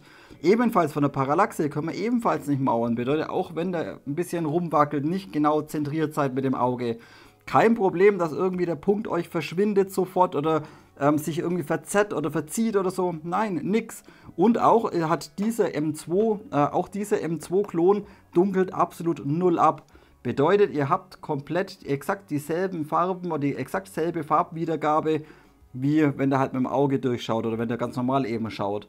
Also hier dunkelt diese Optik, wie gesagt, dunkelt absolut null ab und ist glasklar. So, dann haben wir, wie gesagt, diese 5 Helligkeitsstufen. Hier kann man vielleicht noch erwähnen, auf der maximalen Helligkeit, auf Stufe 5, unheimlich hell der ganze Punkt. Also auch wenn die Sonne runterknallt, wie vorhin schon gesagt, locker ausreichend von der Helligkeit. Er verschwindet nicht oder sowas. Aber er fängt an, ein kleines bisschen zu blurren. Also auf Stufe 5 ist er halt nicht ganz so scharf wie auf Stufe 3 oder 4. Das kann man aber getrost ignorieren, denn für den Preis, für 20 bis 35 Euro, ist das vollkommen in Ordnung. Was allerdings ein bisschen gewöhnungsbedürftig ist, ich weiß nicht, wie es in der Kamera wieder rüberkommt, gerade bei diesem M2 nimmt das Gehäuse selbst sehr viel Sicht weg, muss man sagen. Jetzt denkt, auch wenn ihr euch mal diese blöden Flip-Ups da wegdenkt, ihr habt einfach viel drumrum und das könnte im Sichtfeld einfach ein ganz kleines bisschen stören. Wie gesagt, müsst ihr für euch entscheiden, dem einen oder anderen könnte das einfach ein bisschen zu viel im Weg sein einfach. Das ist bei anderen ist es deutlich schöner. So, Pro Contra zu diesem billigen Comp M2 Pro. Wie gesagt, Preis ist top, sehr, sehr günstig das Ganze, 20 bis maximal 35 Euro. Super Helligkeit, auch wenn es knalle hell draußen ist. Helligkeit locker ausreichend, gutes Sichtfeld, dunkelt null ab, würde ich definitiv einmal als Pro bezeichnen. Negativ, wie gerade schon gesagt, das Gehäuse deckt doch relativ viel vom Sichtfeld ab. Dementsprechend gebe ich das als kleinen Kritikpunkt oder als kleines Kontra. Und eben, dass der Punkt bei maximaler Helligkeitsstufe auf Stufe 5, egal ob rot oder grün, minimal ein ganz kleines bisschen blurrt. Das kann man aber, glaube ich, für den Preis kann man das ignorieren, meiner Meinung nach. Dementsprechend für den Preis für 20 Euro und wer sowas möchte, so ein klassisches M2, darf hier ebenfalls gerne zugreifen. Bevor wir uns jetzt dann gleich die 2 EOTechs anschauen, möchte ich euch einmal meinen kleinen persönlichen Favoriten zeigen, wenn es um China-Rotpunkte geht. Den kennen zwar viele schon und viele spielen den auch, aber gerade für Einsteiger eventuell interessant. Und zwar der bekannte Leupold LCO-Klon. Bekommt er relativ günstig. So, ihr seht aber, hier liegt das gesamte Set. Bedeutet, wir haben hier nicht nur den LCO, also den Punkt ohne Vergrößerung an sich, sondern wir haben hier ebenfalls einmal das DEVO liegen. Bedeutet die 6-fach-Vergrößerung, welche zu dem Punkt letztendlich dazu gehört. Bedeutet, wenn ihr das ganze Set euch kauft, wird das Ganze einmal so kombiniert. Ihr ballert das Ganze so einmal auf eure Pick-Rail drauf. Dann habt ihr im oberen Bereich ganz normal euren Rotpunkt, also Einfachvergrößerung oder gar keine Vergrößerung letztendlich. Und im unteren Bereich über das DEVO habt ihr dann eine 6-fach-Vergrößerung mit einem Absehen drin. Sozusagen eine Kombination. Da das gesamte Set Minimum 130 Euro kostet, müssen wir es leider getrennt durchsprechen, denn meiner Meinung nach kann man auf dieses DEVO getrost verzichten, denn das ist vom Preis-Leistungs-Verhältnis nicht wirklich der Bringer. Wir sprechen also zunächst einmal über den LCO-Klon und der ist wirklich sehr, sehr gut. Den bekommt ihr einzeln bei AliExpress, je nachdem wo ihr schaut, zwischen 25 und 35 Euro. Wie gesagt, sind öfters rabattiert, dann bekommt dann für 25 Euro Free Shipping, dann nehmt ihr 2 Stück mit und das Ding ist wirklich richtig gut. Ich habe mir das gesamte Set einmal bei Topscope gekauft, bei AliExpress. Und hier kann man eben auch auswählen, ob man eben nur den LCO, nur den Rotpunkt haben möchte, ob man nur SDEVO haben möchte oder ob man das gesamte Set haben möchte. Wie gesagt, hier einmal bei AliExpress als Topscope und das war auch sehr, sehr schnell da, denn auf diese Kombi habe ich gerade mal 2 Wochen warten müssen. Markings, aber ja, hallo, ja bitte, komplett, seht ihr schon, einmal komplett Leupold drauf. war auch nicht beim Zoll oder sowas, ist komplett durch alles.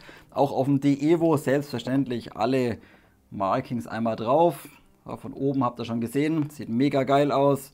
Und ebenfalls von der Seite, dementsprechend alle Markings einmal drauf auf dem Teil. So, dann einmal Batterie. Beim LCO legt ihr hier vorne die Batterie ein. Das ist eine CR123A, wie man sie eben auch vom EOTech kennt. Also so eine relativ große oder so, ja, so eine große Zelle einfach. Kommt hier einmal seitlich rein, kann ich euch auch mal ganz kurz zeigen. Geht problemlos einmal zum Lösen, wird auch über einen O-Ring einmal gesichert, damit hier keine Feuchtigkeit einmal reinkommt. So, stopft er einfach da rein, Plus nach innen, Minus nach oben und dann ballert er einfach hier dieses Batterieding einfach einmal wieder drauf. Und wie gesagt, über den O-Ring wird das Ganze einmal ebenfalls vor Feuchtigkeit einmal gesichert. So, kleine Besonderheit oder Besonderheit, was mir sehr, sehr gut gefällt bei dem LCO, ist einfach das unheimlich große Sichtfeld. Bedeutet, wenn ihr euch das Ding mal anschaut, da habt ihr echt ein riesen Fenster durch und gleichzeitig noch einen sehr kleinen Punkt in der Kombination. Also einen unheimlich kleinen, schönen, scharfen Punkt und das gefällt mir einfach. Ihr habt da nichts außenrum irgendwie wie beim EO oder wie beim UH1. Ihr habt einfach nur einen sauberen, schönen Punkt mit einer großen Sichtfläche. Und dementsprechend finde ich das LCO einfach sehr, sehr gut. Von den Maßen her, nur der LCO haben wir hier 91 mm in der Länge, eine Breite von 58 mm und eine Gesamthöhe von 60 mm. Das Gewicht inklusive Batterie beträgt 270 Gramm. Das LCO könnt ihr seitlich einstellen. Habt ihr hier einmal einen Druckknopf inklusive Ring. Bedeutet, wenn ihr einmal lang drückt, könnt ihr das ausschalten. Wenn ihr einmal drückt, könnt ihr es einschalten. Und überdrehen könnt ihr dann einmal die Helligkeitsstufen einstellen. Hier sind insgesamt 10 Helligkeitsstufen einmal verfügbar. Und das Ganze in Rot und Grün natürlich. Zum Ausschalten, wie gesagt, einfach wieder drücken. Zack, dann ist das Ding aus und fertig. Einstellen, Windage oder Windage Elevation, nein, Höhe und Seite, seht ihr hier einmal ebenfalls Standard wieder, einmal Schlitz drin und ebenfalls auf der Seite und das Ganze läuft auch tadellos einmal sauber über Klicks vonstatten. Natürlich auch schön robust, komplett einmal sauberes Aluminium außenrum, lässt sich über die untere Schraube einmal sauber auf der Pickrail montieren, das Ganze schön festziehen, nur eben aufgrund des großen Sichtfelds leider auch ja, ein bisschen beschussanfälliger wie vielleicht ein bisschen schlankere. Wenn euch da halt einer reinschießt, dann ist das Ding logischerweise im Arsch. Daher wir hier letztendlich nur für den LCO einzeln gerade mal 24, wie gesagt 24 Euro oder 25 Euro teilweise bezahlen, würde ich es noch in Kauf nehmen. Mein Gott, dann geht halt irgendwann mal eins zu Bruch, ist doch wurscht. Kauft euch 2 für 50 Euro und fertig auf gut Deutsch. So, abschließend, kleines Fazit zum LCO, also ohne D-Evo, nur der LCO, nur der Rotpunkt. Pro würde ich sagen, günstig, klar, wie gesagt, 25 Euro. Zweiter Pluspunkt, großes Sichtfeld, dann der nächste, der dritte, unheimlich heller Punkt, sauber einstellbar, rot und grün das Ganze, schön scharf und die Qualität ist ebenfalls tipptopp. Wie gesagt, Verarbeitung, da seht ihr auch nicht irgendwelche Kleberreste oder irgendeinen Mist. Nein, das ist richtig schön und sauber einmal verarbeitet und das für den Preis tipptopp, würde ich sagen. Und auch von der Parallaxe her, ihr habt es vielleicht bei den Aufnahmen gerade schon gesehen, da wendet ihr mal ein bisschen links, ein bisschen rechts. Scheißegal, der Punkt ist immer sauber da, ihr verschmiert euch nicht, er geht nicht verloren oder sowas. Dementsprechend auch Parallaxe tipptopp. Kritikpunkte oder was man vielleicht noch ergänzen sollte, nicht alles ist natürlich so toll an dem Teil. Zunächst mal, auch dieses hat ganz leichte Reflexionen. Gut, das kann man jetzt hier wahrscheinlich wieder relativ beschissen erkennen wahrscheinlich. Aber es sind definitiv kleine Reflexionen einmal vorhanden. Dann, was man auch ansprechen muss, ist leider die Preisspanne von diesem LCO. Wenn ihr zum aktuellen Zeitpunkt mal bei AliExpress schaut, da bekommt ihr das Ding zwischen 25 und 60 Euro. Also irgendwie jeder Händler verlangt irgendwie, was er gerade will für das Teil. Dementsprechend unbedingt beim Suchen nach dem LCO, sucht oder sortiert unbedingt einmal nach Preis, damit ihr den günstigsten Händler einmal rausfindet. Okay, und der letzte Punkt, den man vielleicht noch ansprechen könnte, die Helligkeit ist hervorragend, wie gesagt, richtig schön hell der Punkt, aber auch bei dem ist es der Fall, wenn ihr auf die maximale Helligkeitsstufe geht, auch dann fängt der Punkt an stark zu bluten oder dann verwischt er einfach ein kleines bisschen. Bedeutet, ihr bekommt einfach im äußeren Ring oder ihr habt einfach keine saubere Kontur mehr, sondern ist einfach so ein bisschen verschwommen an den Rändern. Das ist letztendlich bei jedem so, wie gesagt, in der maximalen Helligkeitseinstellung. So, das war jetzt einmal zu dem LCO und jetzt habe ich euch am Anfang gesagt, ja, das war so ein ganzes Set, da war noch einmal dieser DEVO dabei, bedeutet die 6-fach Vergrößerung dazu. So, wenn ihr euch das mal so jetzt anschaut, so müsste das Ganze einmal zusammengebaut werden oder auf die Rail drauf. Bedeutet, ihr habt im oberen Bereich euren Punkt und im unteren Bereich habt ihr dann einmal eure 6-fach Vergrößerung. So, lasst uns über diesen Klober hier sprechen. Auch dieser ist natürlich komplett aus Aluminium gefertigt und auch sehr, sehr schwer. Das sind 410 Gramm. Wir haben hier eine Länge von 117 mm, eine Breite von 90 mm und eine Höhe von 50 mm. So, ihr hört es vielleicht schon ein bisschen, ich bin ein bisschen, ja, nicht wirklich angetan von dem Teil. Denn zunächst mal ist es relativ teuer in der gesamten Kombination. Und auch wenn ihr euch das Teil einzeln kauft, kostet es oder wollen sie dafür, oh, ich weiß gar nicht, 100 € oder so haben. Und das Ding bringt es einfach meiner Meinung nach nicht. Zunächst mal, es ist unheimlich unscharf, Parallaxe unter aller Sau, wenn ihr da ein bisschen weggeht mit dem Auge oder ein bisschen zu weit weg seid, ein bisschen zu nah dran seid. Ihr bekommt hier das Sichtfeld so gut wie nicht einmal eingestellt. Ebenfalls die Schärfe lässt sich nicht einstellen, es ist relativ klein vom Sichtfeld her und es ist auch dementsprechend auch relativ teuer. Dementsprechend, wie gesagt, am schlimmsten finde ich einfach es Absehen selbst. Wie gesagt, Parallaxe. Da, wenn ihr nicht 100% den richtigen Augenabstand habt und nicht 100% zentriert seid, könnt ihr es vergessen. Da seht ihr einfach nur schwarz. Ihr bekommt einfach kein Bild her oder kein Sichtfeld her. Hier definitiv sehr, sehr gravierend das Ganze meiner Meinung nach. Was löblich ist oder was man vielleicht positiv erwähnen könnte, klar, Markings sind geil, Verarbeitung ist auch in Ordnung und es sieht vielleicht recht gut aus. Daher ist aber nichts taucht, scheißegal, lasst die Finger von dem Ding weg. So Leute, dann schauen wir uns anschließend einmal die beiden EOTechs einmal an. Hier werde ich mir definitiv ein bisschen mehr Zeit nehmen, denn hier gibt es einfach auf dem Markt oder je nach Hersteller einfach gravierende Unterschiede. Ich habe 2 Stück für euch fürs Video nochmal zusätzlich gekauft. Einmal ein Evolution Gear von AliExpress und ebenfalls nochmal ein Holy Warrior. Und die beiden möchte ich auch so gut wie möglich mal vergleichen, damit ihr mal seht, wie krass eigentlich der Unterschied ist. Denn gerade auch das Evolution Gear, was häufig auch in den USA zum Beispiel als sehr, sehr guten Klon bezeichnet wird, finde ich zum Beispiel genauso grottig und genauso scheiße, entschuldigt bitte, genauso schlecht wie eigentlich diese ganzen AIM-Os, die man in Deutschland bekommt. Das Ding taucht einfach nichts. Ich möchte euch die Unterschiede so gut wie möglich einmal näher bringen. Also, auf jeden Fall Evolution Gear ist natürlich ein Klon oder Nachbau vom EOTech EXPS 3-0, also mit dem klassischen Absehen, und bekommt da bei AliExpress zum Beispiel direkt bei Evolution Gear für aktuell um die 79 bis maximal 85 €. Die Versandzeit waren hier 3 Wochen und ihr habt natürlich alle Markings einmal drauf. Auch hier bei Evolution Gear, wie später auch bei Holy Warrior, könnt ihr auswählen, natürlich entweder schwarz oder Tann und ebenfalls welches Logo ihr da oben einmal drauf haben wollt. Ob ihr jetzt das klassische EO oder die Flagge haben wollt, die USA-Flagge oder whatever, könnt ihr eben hier eben auswählen, euch die entsprechende Version mit den entsprechenden Markings einmal kaufen. Batterie ist natürlich Standard EO hier im vorderen Bereich einmal drin, CR123A, bedeutet letztendlich dieselbe Zelle wie auch bei dem LCO-Klon, den wir gerade schon einmal durchgesprochen haben. Von den Maßen und vom Gewicht einmal das Evolution Gear, 90 mm Standardlänge, 54,5 mm Standard Originalbreite und 63 mm Originalhöhe. Das Gewicht ein kleines bisschen leichter wie das Holy später. Hier bringen wir 263 Gramm mit Batterie einmal auf die Waage. So, Montage Standard QD, wie man es vom EXP3 eigentlich kennt. Einmal hier vorne mit dem Locking-System oder mit dem Locking-Lever und hier unten dann eben einmal der Hebel zum Arretieren. Ebenfalls natürlich auch wieder auf der gegenüberliegenden Seite die Schraubenspannung selbst, ebenfalls über Klicks einmal einstellbar.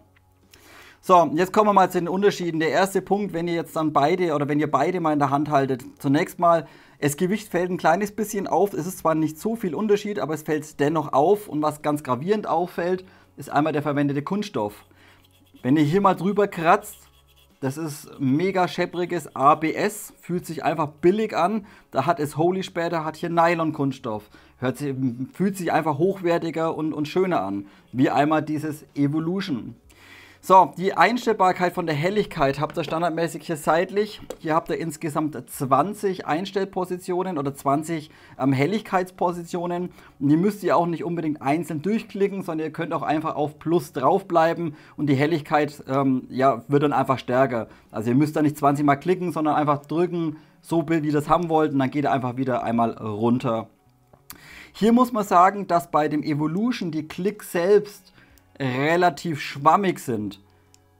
Also da müsst ihr relativ stark reindrücken und dann irgendwie, ihr hört zwar so ein Klicken, aber so einen richtigen Knopf nehmt ihr hier eigentlich gar nicht wahr. Also das ist irgendwie beim Holy Warrior ist es definitiv einmal schöner. So, zunächst mal vom Abdunkeln her, auch das Evolution dunkelt genauso ab wie letztendlich dieses Aim-O, was man in Deutschland bekommt, dunkelt letztendlich genauso ab. Also da ist kein absolut null Unterschied.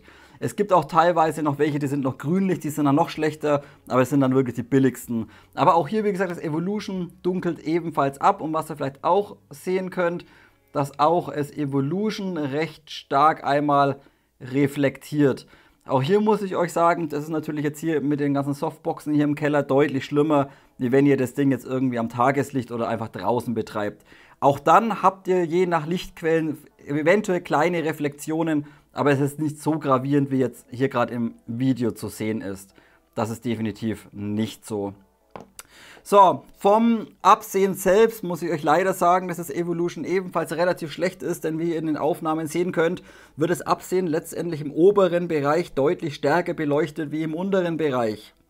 Das ist nicht gut, also gleichmäßig ist definitiv was anderes. Und ebenfalls muss man ganz klar sagen, dass das Absehen selbst auch ein ganz kleines bisschen verschwommen ist im Vergleich zum Holy Warrior.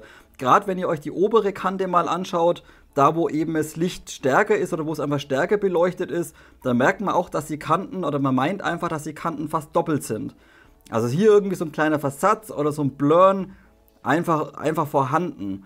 Dementsprechend hier, ja, von der Qualität muss man sagen, nicht so der Bringer. Auch ganz klar von der Helligkeit. Die Aufnahmen wurden mit der maximalen Helligkeit gemacht. Es war 13 Uhr oder sowas, also Sonne hat runtergeknallt. Maximale Helligkeit Stufe 20 und dennoch muss ich sagen, dass es Evolution im Vergleich zum Holy leider deutlich dunkler ist. Also hier nicht wirklich ausreichend meiner Meinung nach. Dementsprechend sprechen wir Pro Contra einmal zum Evolution durch. Zunächst mal, was finde ich gut? Pro, ja, es ist günstiger wie das Holy Warrior. Dementsprechend kann man vielleicht ein Pro geben. Und die Verarbeitungsqualität ist wirklich tipptopp. Also da kann man jetzt nicht maulen. Gerade hier hinten, das zeige ich euch jetzt dann anschließend, aber beim Holy schließt alles sauber einmal ab. Also Qualität ist nicht verkehrt. Wie gesagt, Passgenauigkeit oder sowas ist wirklich alles einwandfrei. Bloß der Kunststoff hört sich halt ein bisschen schepperig an. Aber es passt alles. Also dementsprechend Verarbeitung, ja, gebt mir mal einen Pluspunkt vielleicht. Contra, Ausleuchtung, definitiv. Wie gesagt, nur der obere Bereich wird stark beleuchtet. Der untere Bereich vom Absehen ist deutlich dunkler. Finde ich gar nicht gut. Dürfte eigentlich auch für den Preis nicht sein. Ebenfalls ist die obere Kante leicht verschwommen, wie ich finde. Gebe ich ebenfalls als Kritik. Helligkeit nicht ausreichend, reflektiert leicht und auch der Lieferumfang ist bei dem Evolution doch ein kleines bisschen dürftig. Denn ihr habt letztendlich einfach nur die Optik drin und dann habt ihr letztendlich nur noch einen Inbusschlüssel dabei. Das war's dann. Auch von der Einstellbarkeit lässt sich natürlich Standard hier seitlich einmal einstellen. Auch hier muss man sagen, dass die Einstellung selber beim Evolution zwar auch über Klicks geht, diese aber deutlich weicher sind. Bedeutet, wo ihr beim Holy Warrior so richtig satte Klicks einfach drin habt, ist es beim Evolution mehr so ein Klick, Klick, Klick, Klick, Klick, Klick, Klick, Klick. Also irgendwie einfach weicher, nicht so straff vom Klicken her. Dementsprechend, wie gesagt, wenn man irgendwo eins ganz billig schießt, irgendwie für 40 Euro, hätte ich gesagt, ja, ist es in Ordnung.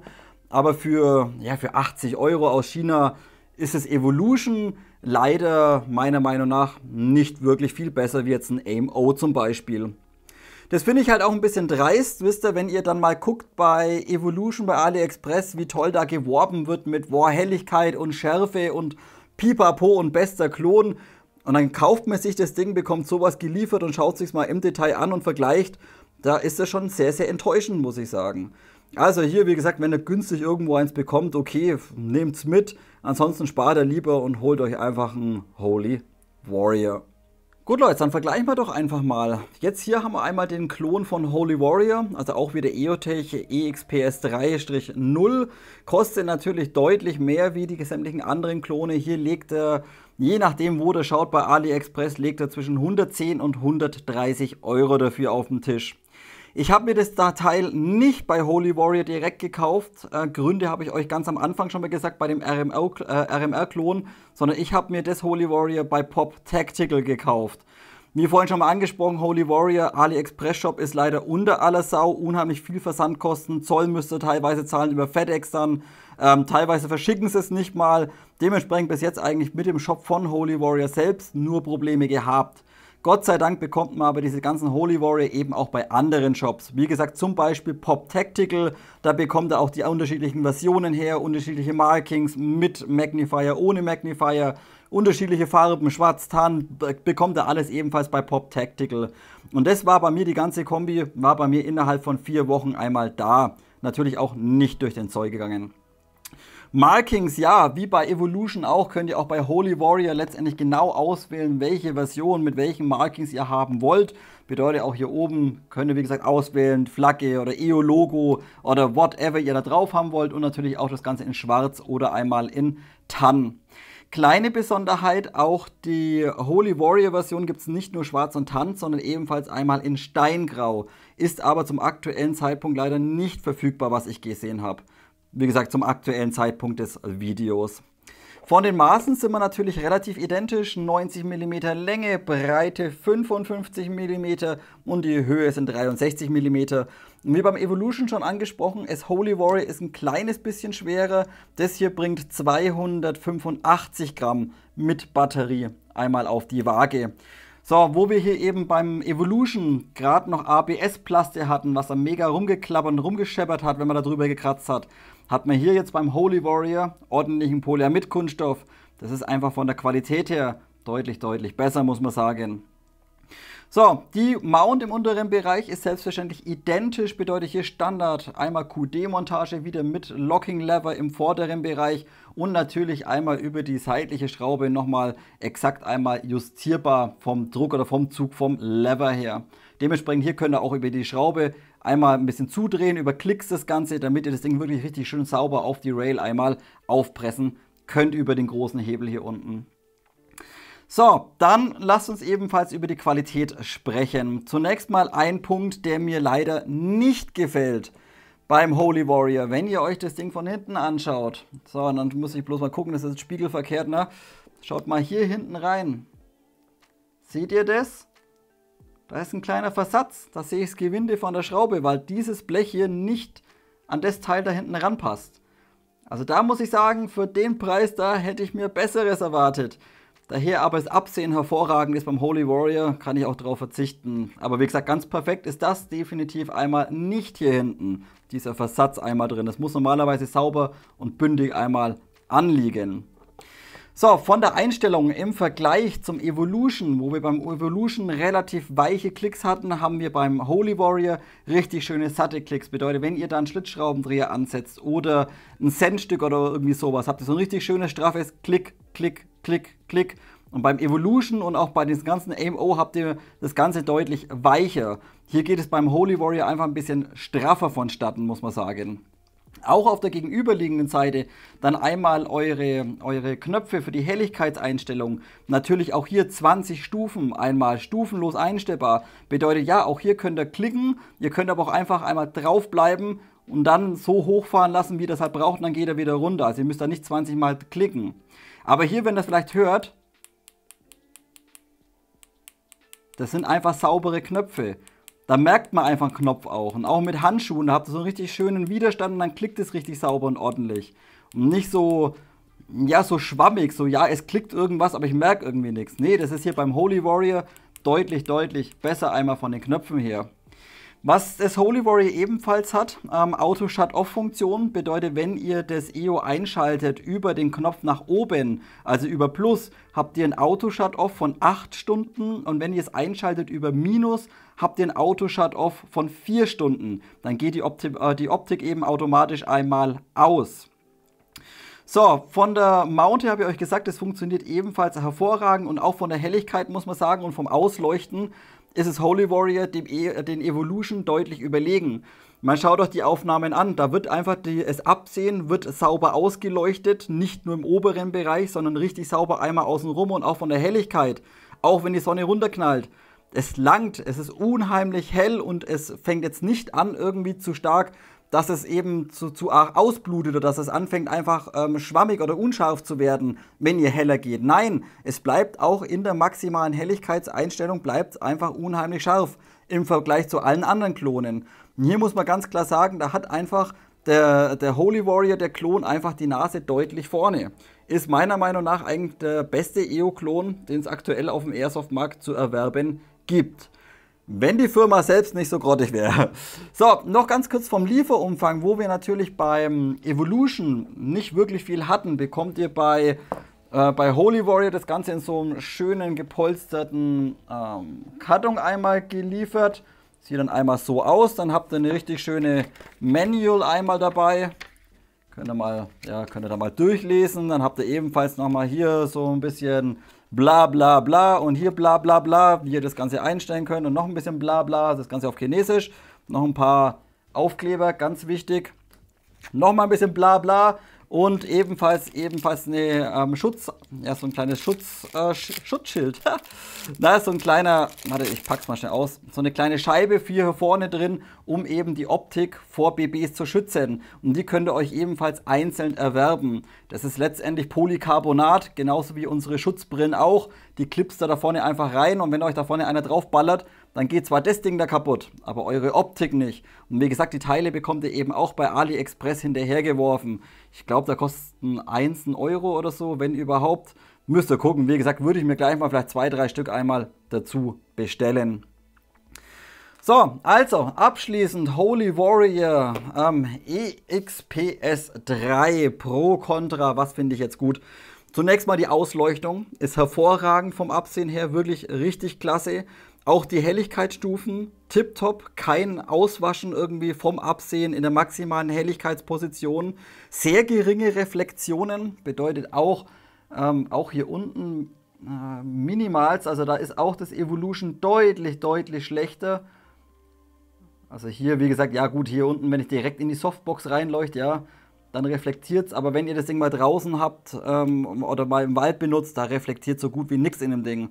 Der nächste Punkt ist, es dunkelt auch nicht so stark ab wie alle anderen. Bedeutet, wo ihr bei diesem AIM-O zum Beispiel sehr viel Helligkeit verliert, weil es einfach sehr viel Licht schluckt. Und auch beim Evolution ebenfalls sehr viel Licht schluckt, ist es beim Holy Warrior nicht ganz so schlimm. Ja, auch dieses dunkelt ein kleines bisschen ab. Das sind aber vielleicht 10%. Im Vergleich zum Evolution würde ich es dann mal sagen, es hat 30% und das AIM-O zum Beispiel hat dann gleich mal 40-50% von der Abdunklung her. Also hier dunkelt dieses ebenfalls nicht so stark ab. So, schön scharf alles vom Absehen, tipptopp, Parallaxe kann man auch nicht machen, ebenfalls hervorragend. Und auch die Verarbeitungsqualität bis auf den einen Punkt hier hinten, habe ich euch gezeigt, würde ich ebenfalls sagen, ist das Ding wirklich einmal hervorragend und definitiv seinen Preis einmal wert.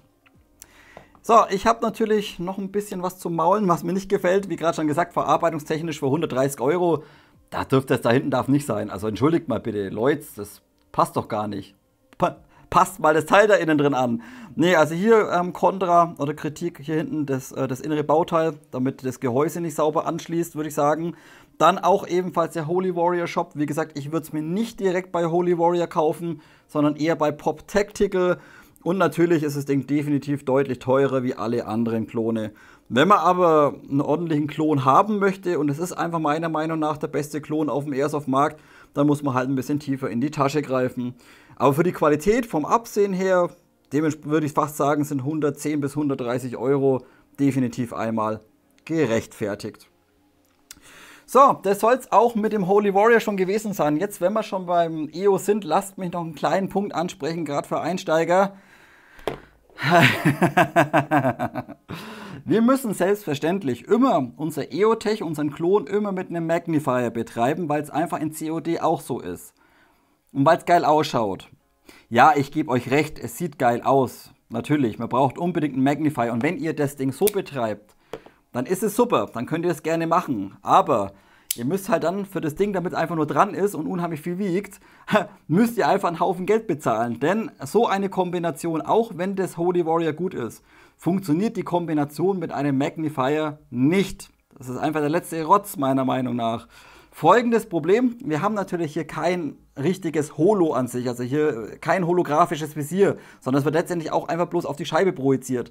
Und wenn ihr euch da jetzt einen Magnifier hinten drauf ballert und den wirklich verwenden wollt, dann wird jetzt nicht nur euer Sichtfeld vergrößert, sondern der ganze Magnifier vergrößert euer Absehen selbst oder euren Punkt ebenfalls.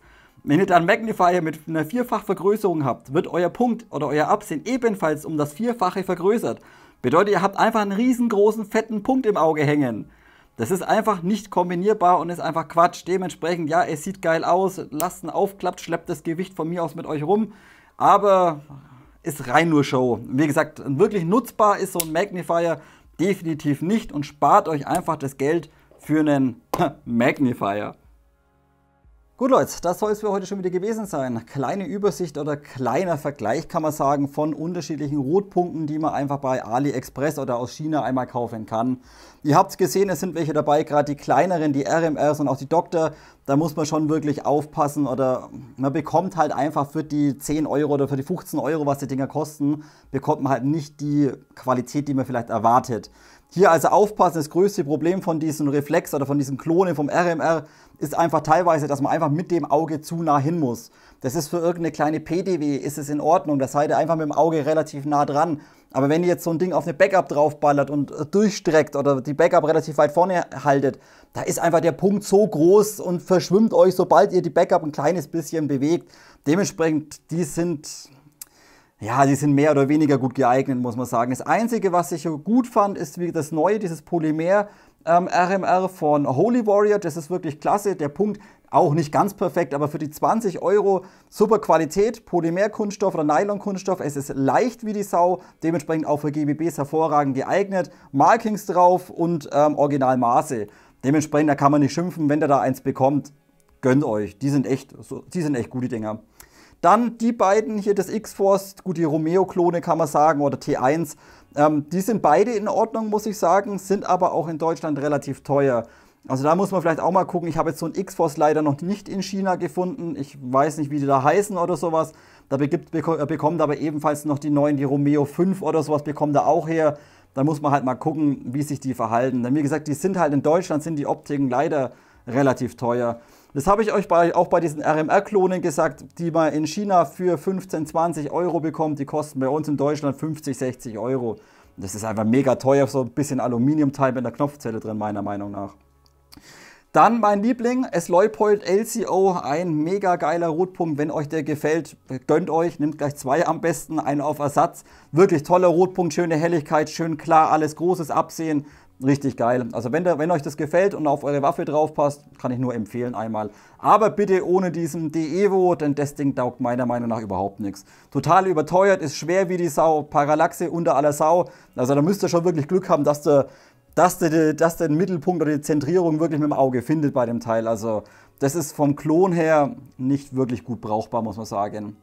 Ebenfalls nicht brauchbar, habe ich euch auch versucht kurz zu erklären, Magnifier in Kombination jetzt von so einem EOTech. Das funktioniert halt einfach nicht, da eben das Absehen selbst ebenfalls vergrößert wird. Und dann habt ihr halt im Magnifier hinten so ein Absehen drin. Da ist der Punkt 5-mal so groß wie euer Target. Dementsprechend, wie gesagt, sieht gut aus drauf, aber wirklich nutzbar würde ich sagen eher nicht. Wo ich sehr überrascht war einmal dieser UH1-Klon hier, dieser Vortex-Klon. Der ist echt richtig gut. Ja, er ist klobig, er ist schwer, keine Frage. Er passt aber zum Beispiel auf die MCX hinten, passt hervorragend drauf, sieht gut aus drauf. Von der Höhe passt alles, schönes Absehen, schön klar, alles Helligkeit passt. Ein bisschen schwerer, aber dennoch, wenn ihr so ein günstig herbekommt, kann ich ebenfalls problemlos einmal empfehlen, diesen Vortex UH1-Klon. So, und dann zum Schluss diese beiden EOS, da habe ich euch gesagt, da gibt es wirklich gravierende Unterschiede. Das Evolution mit 80 Euro ungefähr ist genauso wie diese ganzen AIM-Os, die ihr bei uns in Deutschland bekommt. Dunkelt sehr stark ab, Ausleuchtung auch nicht wirklich gut. Absehen im oberen Bereich deutlich heller wie im unteren Bereich. Qualität nicht so gut, da ist das Holy Warrior meiner Meinung nach zum aktuellen Zeitpunkt des Videos der einzigste Klon von dem EOTech, der wirklich überzeugen kann. Das ist einfach vom Absehen her ist es sauber, einstellen lässt sich sauber, Helligkeit passt, Parallaxe passt, Reflexionen passt. Natürlich, das Ding kostet halt 110 €. Aber mein Gott, Leute, ihr zahlt auch teilweise 800 € für eine Airsoft. Da kann doch so eine Optik locker mal drin sein für 110 €. Also wenn ihr auf der Suche seid nach einem guten EO, wie gesagt, das Holy Warrior kann ich hier empfehlen, aber wie auch schon in den Aufnahmen gesagt, vielleicht habt ihr Glück und es funktioniert, aber ich und der Axel hatten bis jetzt nicht Glück bei Holy Warrior direkt, dementsprechend schaut, dass ihr es irgendwo anders kauft und nicht direkt bei Holy Warrior.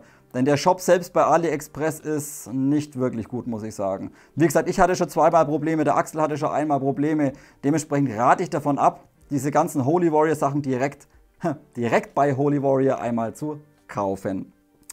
Gut Leute, das soll es gewesen sein. Gut, jetzt schaue ich mal, dass ich das meiste davon wieder loswerde, was ich nicht brauche. Was gut ist, behalte ich selbstverständlich. Gut, das soll es gewesen sein. Wollt ihr noch irgendwas ergänzen, irgendwas verbessern oder habt ihr auch so eine Optik und möchtet zu der einzelnen Optik was dazugeben? Auch dann jederzeit bitte Kommentarfeld nutzen. Habt ihr weitere Fragen, auch jederzeit Kommentarfeld nutzen. Dann bedanke ich mich auch wieder diese Woche, dass ihr zugeschaut habt. Wir sehen uns nächste Woche zum nächsten Video. Bis dahin, macht's gut.